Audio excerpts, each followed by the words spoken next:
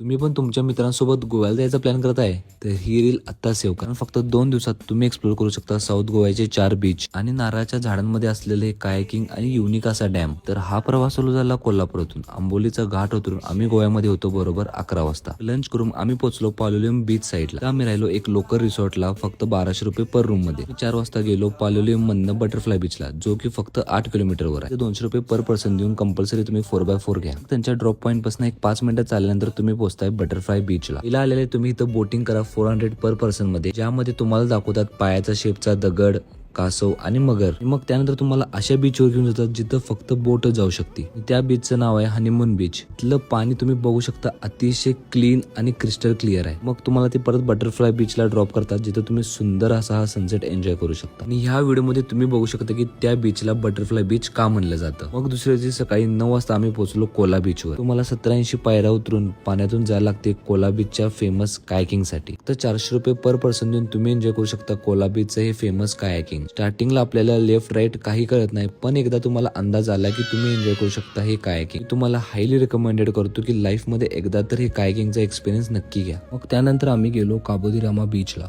तुम्हाला सुंदर असे नारळाचे झाडं, समुद्र आणि हा फेमस फोटोशूटचा स्पॉट भेटणार आहे. मग त्यानंतर आम्ही 30 ते 25 किलोमीटर ट्रॅव्हल करून आलो सेल्युलियम डॅम्पला. आणि मग 60 रुपये तिकीट काढून तुम्ही बघू शकता हे एकदम हिरवेगार असे गार्डन्स. मग आम्ही पायऱ्या चढत पोहोचलो सेल्युलियम डॅम्पवर. डॅमचं बघण्याचं असं वैशिष्ट्य आहे की ह्या डॅम्पला एकच ओपन दरवाजा आहे, जो तुम्ही पण तुमच्या मित्रांसोबत हा इनक्रेडिबल साऊथ गोवा नक्की एक्सप्लोर करा. अशाच व्हिडिओसाठी फॉलो करा एक्सप्लोर विथ किंगला.